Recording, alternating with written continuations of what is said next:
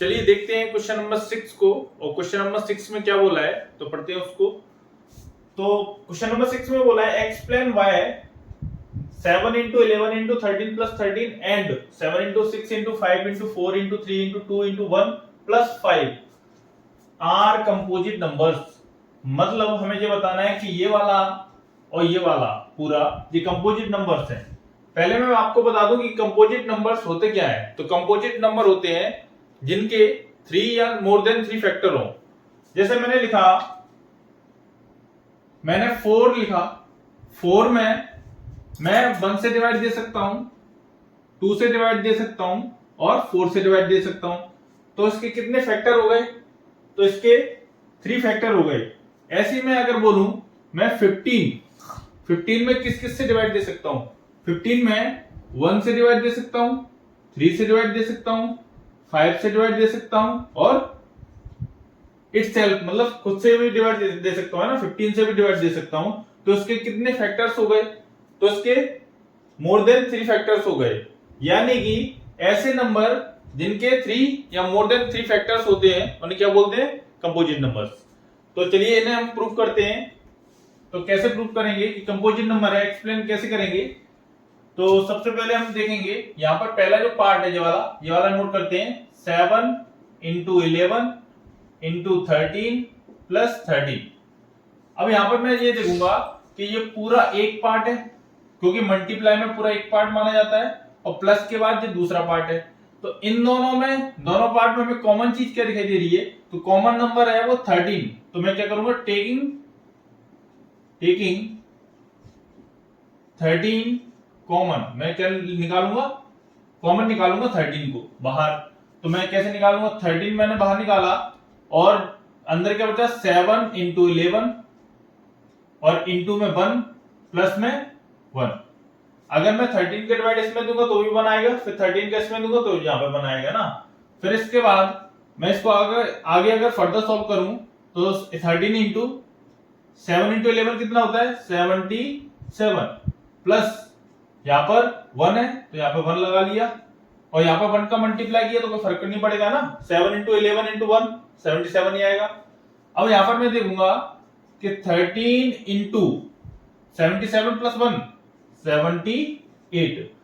यहां पर जो भी इसका मल्टीप्लाई करने के बाद जो नंबर आएगा क्या वो 13 से डिवाइड होगा? बिल्कुल होगा। क्यों होगा? क्योंकि 13 के इसके फैक्टर में कौन है? 13 है।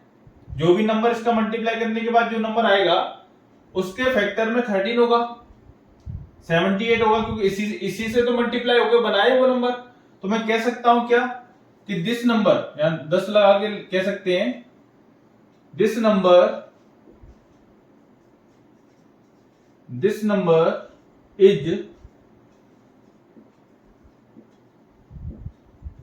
डिविजिबल बाय किस से डिवाइड हो रहा है? 13 से, 13 78 एंड खुद से भी हो जाएगा। मल्टीप्लाई होने के बाद ये नंबर खुद से भी हो जाएगा। तो क्या बोलेंगे? इटसेल्फ और other than 1। So it is a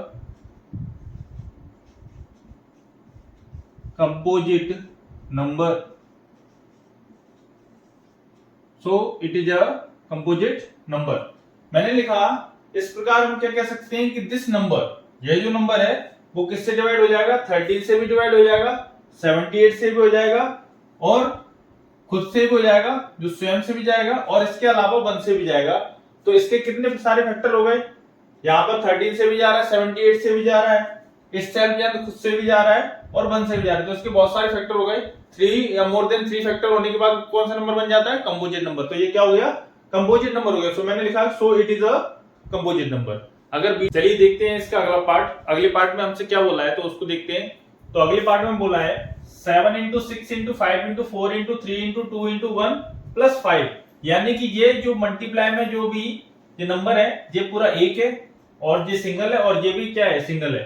तो यहाँ पर दो नंबर है, ये पूरा एक माना जाएगा और ये पूरा एक माना जाएगा। तो इन दोनों में कॉमन क्या मिल रहा है, तो इन दोनों में कॉमन देखेंगे तो कॉमन यहाँ पे 5 मिल रहा है, यहाँ पे भी मेरे को 5 दिखाई दे रहा है, यहाँ पे भी 5 दिखाई दे रहा है ना। तो मैं क्या करूंगा, टेकिंग 5 कॉमन, 5 क्या ले रहा हूं मैं, कॉमन ले रहा हूं।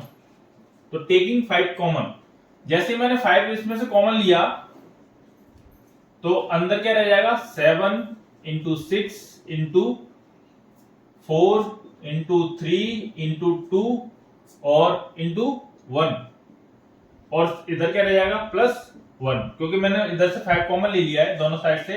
तो 5 बन जाए 5, 5 बन जाए 5। और इसके अलावा फिर मैं अगर इसको मल्टीप्लाई करूं या फिर 5 है ना इंटू करूं इससे, तो 7 6 42, 42 का 4 से मल्टीप्लाई करूं है ना, 3 2 या 6, 6 4 जा 24। अगर मैं 42 और 24 का अगर मैं मल्टीप्लाई करता हूं, 4 2 जा 8 और 4 4 जा 16 और 4 16 और 4 हो गया 20, या कैरी 2, 4 2 जा 8 और 2 8 और 2 हो जाएगा 10। तो ये आएगा 1008 प्लस 1। और यहां पर मैं देखूंगा कि अगर मैं इसको ऐड करूंगा 1008 में प्लस 1 ऐड करूंगा तो जो हो जाएगा 1009।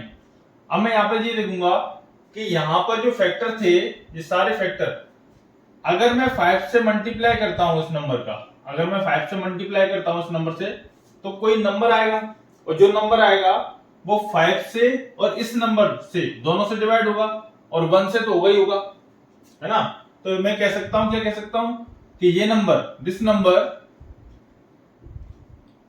This number is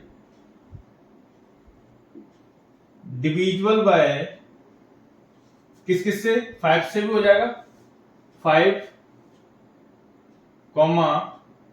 1009 and itself और other than 1, इसके अलावा 1 से भी हो जाएगा। तो मैंने क्या लिखा, यहां पे लगा लेना 10, this number is divisible by 5, 1009 and itself और other than 1। सो ये कैसा नंबर है, so it is a composite,